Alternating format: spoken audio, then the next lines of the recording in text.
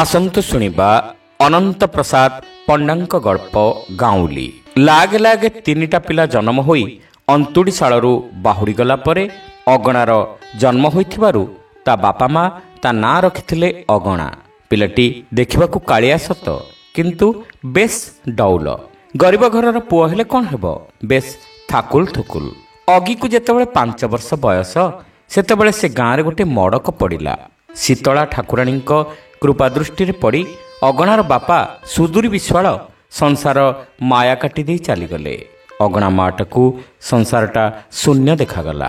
କିପରି କଅଁଳା ପିଲାଟିକୁ ଧରି ଦିନ କାଟିବ ଭାବି ଭାବି ଅଗଣା ମାର ଦେହ କଣ୍ଟା ହେଲା। କିନ୍ତୁ କ'ଣ ଆଉ କରିବ ବିଚାରୀ। ଦିନ ଚାଲିଗଲା, କାହାରି ଦୁଃଖ ସୁଖକୁ ଟିକିଏ ନଜର ଦେଲା ନାହିଁ। କ୍ରମେ ଗାଁରୁ ମଡ଼କ ଭୟ ତୁଟିଗଲା। ଗାଁ ଲୋକେ ପୁଣି ଚାଷବାସରେ ଲାଗିଲେ। କିନ୍ତୁ ଅଗଣା ମାର ଫଟା କପାଳ ଆଉ ଯୋଡ଼ି ହେଲା ନାହିଁ। ସୁଦୂରୀ ବିଶ୍ୱାଳର ଜମିବାଡ଼ି ବୋଇଲେ ମୋଟେ 15.5 ଗୁଣ୍ଠ ଥିଲା। ସେଥିରୁ ଘର ତଳି 5.5 ଗୁଣ୍ଠ ବାଦେ ବାକି 10 ଗୁଣ୍ଠ ଜମିକୁ ସୁଦୂର ବିଶ୍ୱାଳ ଭଜନୀ ସାହୁ ମହାଜନଠାରେ 20ଟି ଟଙ୍କାକୁ ଭୋଗ ବନ୍ଧକ ଲେଖି ଦେଇଥିଲା। ସୁତରାଂ ସେତକ ଆଜି ପର୍ଯ୍ୟନ୍ତ ସାହୁଙ୍କ ଦଖଲରେ। ସୁଦୂର ବିଶ୍ୱାଳକୁ ଯେତେବେଳେ ଶୀତଳା ଠାକୁରାଣୀଙ୍କର କୃପା ହେଲା, ତାର ପଥ୍ୟାପଥ୍ୟ ବୈଦ୍ୟ ବାଟ ଖର୍ଚ୍ଚ ପାଇଁ ଅଗଣା ମା ଘରତଳି ଟିକକ ଗାଁର ଜମିଦାର ହରେକୃଷ୍ଣ ମହାପାତ୍ରଙ୍କଠାରେ ରହଣ ବନ୍ଧକ ଲେଖିଦେଇ 10 ଟଙ୍କା କରଜ ଆଣିଲା। ଆଶା ଥିଲା ବିଶ୍ୱାଳେ ଉଠି ବସିଲେ ଦେଣା ସୁଜି ଦେଇ ଜମି ସବୁ ମୁକୁଳେଇ ଆଣିବେ। କିନ୍ତୁ ବିଧିର ବିଧାନ ଅନ୍ୟ ପ୍ରକାର। ବିଶ୍ୱାଳଙ୍କ କାଳ ହୋଇଯିବା ପରେ ଅଗଣା ମା ଦେଖିଲା ଯେ ମଥା ଗୁଞ୍ଜିବାକୁ ତାକୁ ଥାନ ଟିକିଏ ବି ନାହିଁ। ତାକୁ ଏବେ ଚାରିଦିଗ ଶୂନ୍ୟ ଦିଶିଲା। ଦିନେ ସକାଳେ ଦିନ 2 ଘଡ଼ି ହେବ, ଜମିଦାର ହରେକୃଷ୍ଣ ମହାପାତ୍ରଙ୍କ ସ୍ତ୍ରୀ ଦାନ୍ତ କାଠି ଖଣ୍ଡେ ଚୋବାଇ ଚୋବାଇ ଗାଧୋଇବା ପାଇଁ ଦାଣ୍ଡ ପୋଖରୀକୁ ଯାଇଛନ୍ତି। ଅଗଣା ମା ପିଲାଟିକୁ କାଖେଇ ଆସି ତାଙ୍କ ପାଖରେ ଛିଡ଼ା ହେଲା। ସାନ୍ତାଣୀ ଅଗଣା ମାକୁ ପଚାରିଲେ, କିଲୋ ଅଗଣି ମା, ଏତେବେଳେ କୁଆଡ଼େ ଚାଲି ଆସିଲୁ? ଅଗଣା ମା ଆଉ କଥା କହିପାରିଲା ନାହିଁ। ମୁହଁରେ ଲୁଗା କାନି ଜାକି କଇଁ କଇଁ ହୋଇ କାନ୍ଦି ପକାଇଲା। ମା କାନ୍ଦଣା ଦେଖି ଅଗଣାଟା ବି ବୁଝୁ ନ ବୁଝୁ ଭେଁ ଭେଁ କରି କାନ୍ଦି ଉଠିଲା। ସାନ୍ତାଣୀ ସାନ୍ତ୍ୱନା ଦେଇ କହିଲେ, କ'ଣ କରିବୁ ଝିଅ, କାନ୍ଦିଲେ ଆଉ କ'ଣ ହେବ? ଗଲା ମଣିଷ କି ଆଉ ବାହୁଡ଼ି ଆସିବ? ଆହା, ସୁଦୂରଟି କେଡ଼େ ଭଲ ମଣିଷ ଥିଲା। ଆଜିକାଲି କଳି କାଳ ପରା। ଭଲ ମଣିଷ ତକ ଆଗେ ଚାଲିଯିବେ, ନଇଲେ କି ସୁଦୂରିଆ ଭଳିଆ ଲୋକକୁ ଜମ ନେଇଯାଇଥାନ୍ତା। ସ୍ୱାମୀଙ୍କ ପ୍ରଶଂସା ଶୁଣି ଅଗଣା ମାର କୋହ ବେଶୀ ହେଲା।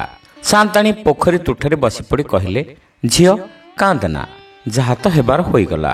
କପାଳ ଗାର କିଏ ନିଭେଇବ? ହେଉ, ତୁ ବେଶୀ କିଛି ଚିନ୍ତା କରନା। ଯେଉଁ କାଳିଆ ପେଚା ଟିକକ ସୁଦୂରିଆ ରଖିଯାଇଛି, ସେଇଦିନେ ବାପର ନାଁ ରଖିବ। ସାନ୍ତାଣୀଙ୍କର କୋମଳ କଥା ଓ ଆଶ୍ୱାସନା ପାଇ ଅଗଣା ମାର ଛାତିରେ ଦମ୍ଭ ଆସିଲା। ସେ ବସିପଡ଼ି ସାନ୍ତାଣୀଙ୍କ ଗୋଡ଼ ତଳେ ଅଗଣାକୁ ଜୁହାର କରାଇ ଦେଇ କହିଲା, ମା, ମୋର ଆଶା ଭରସା କେହି ନାହିଁ। ତୁମେ ମୋର ଏକମାତ୍ର ଆଶ୍ରା। ଅଗଣାଟି ତୁମକୁ ଲାଗିଲା, ତୁମେ ବଞ୍ଚାଇଲେ ବଞ୍ଚିବ। ସାନ୍ତାଣୀଙ୍କର ଦୟାର ଶରୀର ଅଗଣା ମାର ଦୁଃଖ କାହାଣୀ ଶୁଣି ତରଳିଗଲା। ସେ କହିଲେ, ହେଉ, ତୁ ପ୍ରତିଦିନ ସକାଳେ ଆମ ଘରକୁ ଆସିବୁ, ବାସି ପାଇଟି ଇତ୍ୟାଦି କରିବୁ। ଆମର ତ ଗୋଟେ ଲୋକ ଦରକାର ଥିଲା। ତା ତୁ ଯଦି କହୁଛୁ ମୋର କିଛି ଆପତ୍ତି ନାହିଁ। କାଲିଠାରୁ ଆସିବୁ। ଅଗଣା ମା ଅତଳ ଜଳରେ ଭାସୁଥିଲା। ଏବେ ଟିକିଏ କୂଳ ପାଇଗଲା। ସମୟ ଚାଲିଯାଏ। ଆହୁରି 4 ବର୍ଷ ଗତ ହୋଇଗଲାଣି। ଅଗଣା ମା ପ୍ରତିଦିନ ସାନ୍ତାଣୀଙ୍କ ଘରକୁ ଆସେ, ବାସି ପାଇଟି କରେ, ସାନ୍ତାଣୀଙ୍କ ଡାକ ହାକ ଶୁଣେ। ଅଗଣାଟା ବରାବର ମା ପଣତ କାନିଟାକୁ ଧରି ଚାଲିଯାଏ। ସମୟ ସମୟରେ ସାନ୍ତାଣୀଙ୍କର ସାନ ନାତୁଣୀ ଫୁଲମଣିକୁ ବସି ଖେଳାଏ। ଫୁଲମଣି ଅଗଣାକୁ ଅଗଣା ଭାଇ ବୋଲି ଡାକେ। 6 ମାସ ହେଲା ଫୁଲମଣିର ଗୋଟିଏ ଛୁଆ ଭାଇ ଜନ୍ମ ହୋଇଥାଏ। ତା ନାଁ ଦେଇଥାନ୍ତି ବଂଶୀଧର। ଅଗଣା ଓ ଫୁଲମଣି ବସି ବଂଶୀଧରକୁ ଗେଲ କରନ୍ତି, ଦୋଳିରେ ବସାଇ ଝୁଲାନ୍ତି ଓ ନାନାବାୟା ଗୀତ ଗାଇ ଶୁଆଇ ପକାନ୍ତି। ଆହୁରି କିଛି ଦିନ ଚାଲିଗଲା। ଅଗଣାକୁ 8-10 ବର୍ଷ ବୟସ ହୋଇଯିବାରୁ ସାନ୍ତାଣୀ କହିଲେ, ଝିଅ ଦେଖିଲୁ ତ, ଗୋବରାଟା ଆର ବର୍ଷ କଲିକତା ପଳେଇଗଲା। ଏ ବର୍ଷ ଗାଈ ଜଗା ସମୟ ତ ଆସି ପହଞ୍ଚିଗଲାଣି। ଏଣିକି ଗୋଟାଏ ଟୋକା ନ ରଖିଲେ ନ ଚଳେ। ମୁଁ କହୁଥିଲି କି, ଆମ ଅଗଣା ତ ମା ମଙ୍ଗଳାଙ୍କ କୃପାରୁ ବେଶ୍ ପାରଗ ହୋଇଗଲାଣି। ସେ କ'ଣ ଗୋରୁ ଗାଈ 2ଟା ଚରେଇ ଆଣି ପାରିବ ନାହିଁ? ତୋର ବି ଝିଅ 2 ପଇସା ଲାଭ ରହିବ। ମୁଁ ଅଗଣାକୁ ବର୍ଷକୁ 6 ଟଙ୍କା କରି ଦରମା ଦେବି ଯେ, କ'ଣ କହୁଛୁ? ଅଗଣା ମା କହିଲା, ମା, ମୁଁ କ'ଣ ତମ କଥାରେ ନାହିଁ କରିବି?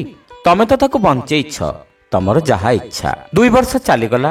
ସେ ବର୍ଷ ଗାଁରେ ପୁଣି ମଡ଼କ ପଡ଼ିଲା। ଅବଶ୍ୟ ଶୀତଳା ଠାକୁରାଣୀ ନୁହେଁ, ତାଙ୍କ ଭଉଣୀ ମେଲେରେଇ ଠାକୁରାଣୀ ବିଜେ କରିଗଲେ। ସେ ରକମ ଜ୍ୱର ଏ ଦେଶରେ ଆଗରୁ ନଥିବାରୁ ସେ ରୋଗର ନିଦାନ ଦେଶୀ ବୈଦ କବିରାଜଙ୍କୁ ଜଣା ନଥିଲା। ପୂର୍ବେ ଜ୍ୱର ହେଲେ କବିରାଜ ଯେପରି କସ୍ତୁରୀ ଭୈରବ ରସ ଖାଇବାକୁ ଦେଉଥିଲେ ଓ ଦହି ପଖାଳ ଖିଆ ଓ ସକାଳ ଗାଧୁଆର ବ୍ୟବସ୍ଥା କରୁଥିଲେ, ଏବେ ମଧ୍ୟ ସେପରି କରିବାକୁ ଲାଗିଲେ। କିନ୍ତୁ ଫଳ ହେଲା ବିଷମ। ଜ୍ୱର ସଙ୍ଗେ ସଙ୍ଗେ ସନ୍ନିପାତ ଘଟିଯାଇ ବହୁତ ଲୋକ ମୃତ୍ୟୁ ମୁଖରେ ପଡ଼ିଲେ। ଭୋଦୁଅ ଅମାସ୍ୟା ଦିନ ଅଗଣା ମା ଗାଧୋଇ ଆସି ପଖାଳ ଦିଟା ଖାଇଦେଇଛି କି ତା ଦେହ ଶୀତେଇ ଉଠିଲା।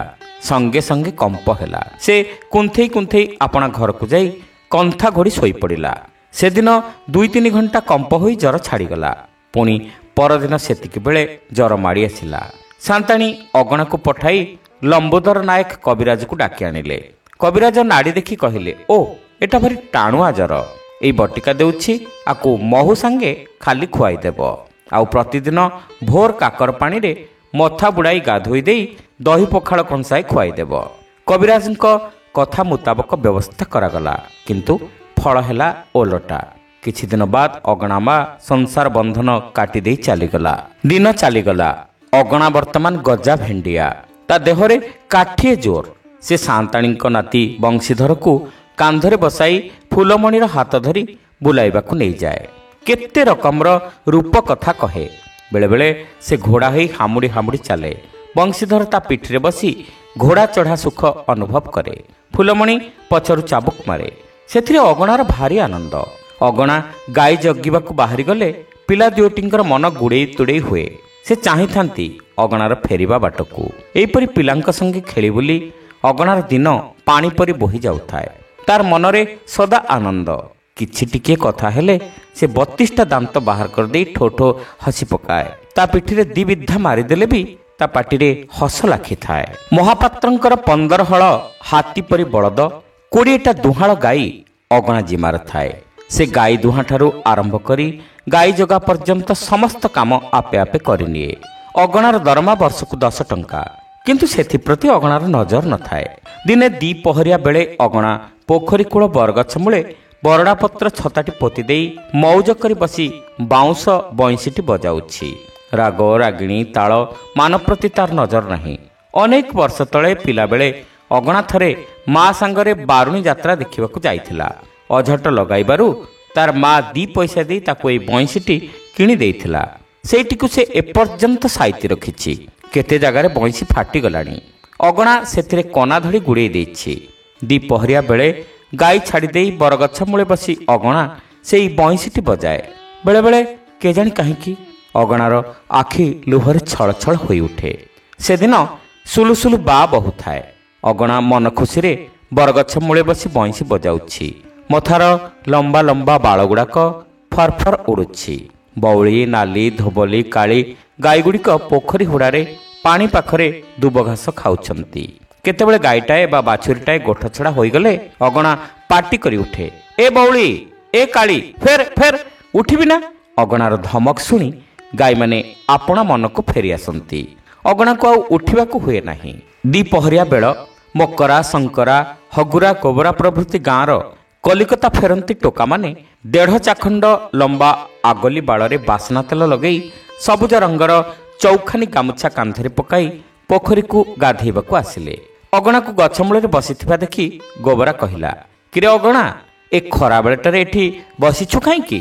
ଅଗଣା କହିଲା, ଏଇ ପରା ଗାଈ 2ଟା ଚରଉଛି। ଅଗଣା କଥା ଶୁଣି ମକରା, ଶଙ୍କରା, ଗୋବରା ସମସ୍ତେ ଠୋ ଠୋ ହସି ପକାଇଲେ। ଅଗଣା ବିଚରା ବଡ଼ ଅପ୍ରସ୍ତୁତ ହୋଇଗଲା। ଗୋବରା ପଚାରିଲା, କିରେ ଦରମା କେତେ? 10 ଟଙ୍କା। ମାସକୁ ନା ବର୍ଷକୁ ରେ? ବରଷକୁ। ପୁଣି ଥରେ ଠୋ ଠୋ ହୋଇ ସମସ୍ତେ ହସିଲେ। ଅଗଣାଟା ମଫସଲିଆ ଗାଉଁଲି ଭୂତ। ସେ ଏ ହସର ତାତ୍ପର୍ଯ୍ୟ କିଛି ବୁଝିପାରିଲା ନାହିଁ। ପଚାରିଲା, ଗୋବରା ଭାଇ ହସୁଛୁ କାହିଁକି? ହସୁଛୁ ତୋର ବୋକା ପଣିଆ ଦେଖି। ଆରେ ମଫସଲିଆ ଗାଉଁଲି ଭୂତ, ଏତେ ବଡ଼ ଗଜା ଭେଣ୍ଡିଆଟାଏ ତୁ। ଅବିକା ଯଦି କଲିକତା ଯାଇ ଚଟକଳରେ ପଶିଯାଆନ୍ତୁ ତ ମାସକୁ 20 ଟଙ୍କା ତ ଗୋଡ଼ ତଳରେ ଥୁଆ। ତୁ ପୁଣି ବର୍ଷକୁ ଟଙ୍କା 10ଟାରେ ଗାଈ ଚରାଉଛୁ। ମକରା, ଶଙ୍କରା ପ୍ରଭୃତି ଗାଧୋଇ ସାରି ଯେଝା ଘରକୁ ଚାଲିଗଲେ।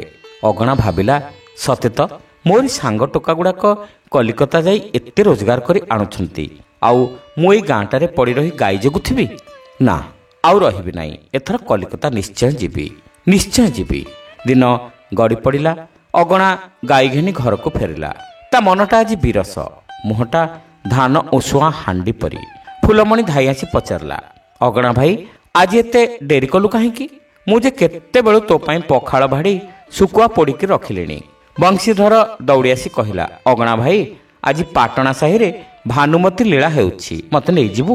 ପିଲା ଯୋଡ଼ିକର ମୁହଁକୁ ଚାହିଁଲା କ୍ଷଣି ଅଗଣାର କଲିକତା ଯିବା କଥା କୁଆଡ଼େ ଉଭେଇଗଲା। ପିଲାମାନେ ଭାରି ଲଗେଇଲେ, ଭାନୁମତୀ ଲୀଳା ଦେଖିଯିବେ। ଅଗଣା ଅନେକ ନାହିଁ କଲା, କିନ୍ତୁ ତା କଥା ଶୁଣୁଛି କିଏ? ପିଲାଏ ଭାରି ଜିଦ୍ ଲଗାଇବାରୁ ଅଗଣା ବାଧ୍ୟ ହୋଇ ବଂଶୀଧରକୁ କାନ୍ଧରେ ବସାଇ ଫୁଲମଣିର ହାତ ଧରି ବାହାରିଗଲା ପାଟଣା ସାହିକୁ। ସେତେବେଳକୁ ସଞ୍ଜ ହୋଇ ଆସିଲାଣି। ମାସେ ହେଲା ଫୁଲମଣିର ବିବାହ ପ୍ରସଙ୍ଗ ଚାଲିଲାଣି, କିନ୍ତୁ ଏକଥା ଅଗଣାକୁ ମାଲୁମ ନାହିଁ। ଫୁଲମଣି ଯେ ବଡ଼ ହୋଇଗଲାଣି, ବିବାହ ଯୋଗ୍ୟ ହେଲାଣି, ଅଗଣାକୁ ଜଣା ନାହିଁ। ତା ଆଖିରେ ଫୁଲମଣି ଆଗ ଦିନକା ପରି ପିଲାଟିଏ। ରାତି ଘଡ଼ିକ ସରିକି ଫୁଲମଣିର ଭାବି ଶ୍ୱଶୁର ଘରୁ ଭଦ୍ରଲୋକ ଆସି ପହଞ୍ଚିଲେ। ଘର ଆଡ଼େ ଫୁଲମଣିକୁ ଖୋଜା ପଡ଼ିଲା, କିନ୍ତୁ ଫୁଲମଣି ନାହିଁ। କିଏ କହିଲା, ଅଗଣା ନେଇଯାଇଛି ଭାନୁମତୀ ଲୀଳା ଦେଖାଇବା ପାଇଁ। ଫୁଲମଣିର ବାପ ରାମବାବୁ ଶୁଣି ରାଗରେ ଅସ୍ଥିର ହେଲେ।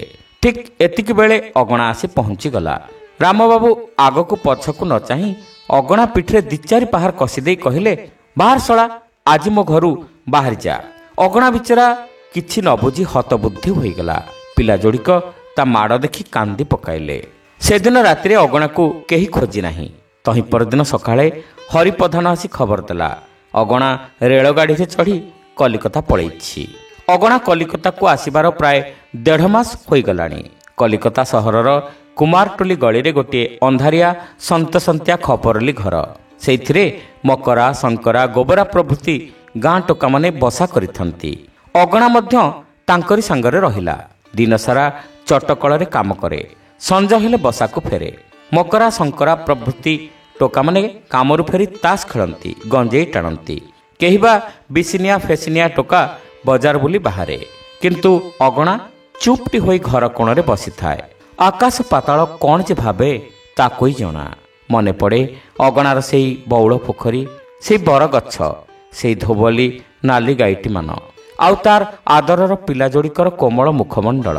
ରାତିରେ ଶୋଇଥିଲା ବେଳେ ବିଳିବିଳେଇ ଉଠି ଅଗଣା ଚିତ୍କାର କରେ, ଏ କାଳି, ଏ ବଉଳି, ଫେର ଉଠିବି ନା? ପାଖରେ ଶୋଇଥିବା ଟୋକା ଗୁଡ଼ାକ ଠୋଠା ହସି ଉଠନ୍ତି। ବେଳେବେଳେ ଅଗଣା ଆଖିରୁ ଧାର ଧାର ଲୁହ ବହି ପଡ଼େ। ଗୋବରା କହେ, ଛି ଛି, ମାଇଚା ମଫସଲିଆ ଟୋକାଟା, ଗାଁ ଛାଡ଼ି ସହରକୁ ଆସିଛୁ, ଫୁର୍ତ୍ତି କର, ମଉଜ କର, ମାଇପଙ୍କ ପରି କାନ୍ଦୁଛୁ କିଆଁ ଯେ?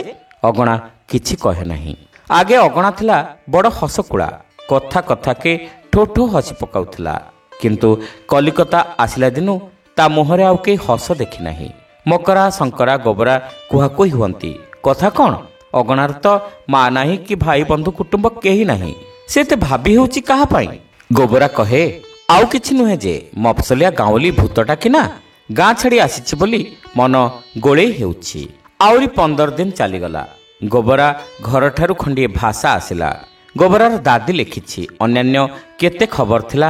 ତା ଭିତରେ ଥିଲା ଯେ ଗାଁର ଜମିଦାର ହରେକୃଷ୍ଣ ମହାପାତ୍ରଙ୍କର ନାତୁଣୀ ଫୁଲମଣିର ବାହାଘର ମାସର 17 ଦିନେ ହେବ। ଗୋବରା ନିଜେ ପଢ଼ି ଜାଣେ ନାହିଁ, ସେଥିପାଇଁ ତ ଚିଠିଟାକୁ ତାକୁ ପଢ଼ାଇ ଶୁଣାଇ ଦେଉଥିଲା ମକରା। ଅଗଣା ପାଖରେ ବସିଥିଲା।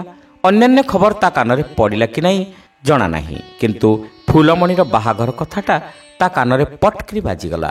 ତା ଦେହ ଶୀତେଇ ଉଠିଲା। ସେ ବଡ଼ପାଟି କରି ପଚାରିଲା, କା ବାହାଘର? ମକରା ଆଉଥରେ ପଢ଼ିଲା, ଫୁଲମଣିର ବାହାଘର ହେବ ମାସର 17 ଦିନେ। ଆଜି ହେଲା ମାସର 15 ଦିନ, ବାକି ମଝିରେ 2 ଦିନ। ସେଦିନ ଥିଲା ମାସର ପହିଲା। ପୁରାପୁରି 2 ମାସର ଦରମା ଖାଇବା ଖର୍ଚ୍ଚ ବାବଦେ ବାକି 20 ଟଙ୍କା ଅଗଣା ପାଖରେ ଥାଏ। ସଞ୍ଜବେଳେ କାମରୁ ଫେରିଆସି ଅଗଣା ବଜାରକୁ ବାହାରିଲା। ସମସ୍ତେ ଦେଖି ତାଟଙ୍ଗା ହେଲେ। ଅଗଣା ବଜାରରୁ ଫେରିଲା ବେଳକୁ ରାତି ପହରେ। ହାତରେ ପୋଟଳିଟିଏ।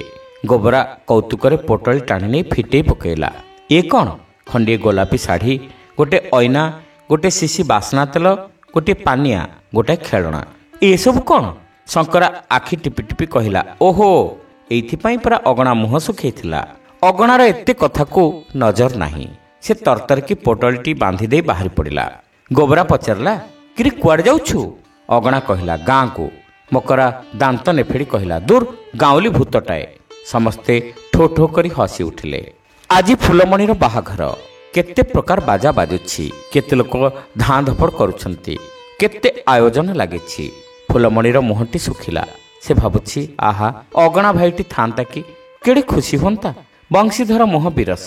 ସେ ମଧ୍ୟ ଭାବୁଛି, ଆହା, ଅଗଣା ଭାଇଟି ଆଜି ଥାନ୍ତା କି ଅପା ବାହାଘରରେ କେଡ଼େ ଖୁସି ହୁଅନ୍ତା। ଆଉ ସାନ୍ତାଣୀଙ୍କ ମନଟି ବି କାହିଁକି ଖୁସି ନାହିଁ। ସେ ଭାବୁଛନ୍ତି, ଆହା, ମା ଛେଉଣ୍ଡ ପିଲାଟିକୁ ବଢ଼େଇଥିଲି, ବିନା ଦୋଷରେ କାଢ଼ିଦେଲି। ମାଇପି ପରସ୍ତରେ ଫୁଲମଣି ତୁନି ହୋଇ ବସିଛି। ଚାରିପାଖରେ ଗାଁର କେତେ ମାଇପେ ଘେରି ବସିଛନ୍ତି। କିଏ ଅଳତା ନାଇ ଦେଉଛି, କିଏ ମୁଣ୍ଡ କୁଣ୍ଡେଇ ଦେଉଛି। ବଂଶୀଧର ତେଣୁ ପାଟି କରି କରି ଆସିଲା, ଅପା, ଅପା, ଅଗଣା ଭାଇ ଆସିଲାଣି। ଅଗଣା ପୋଟଳିଟି ଧରି ଆସି ପହଞ୍ଚିଗଲା।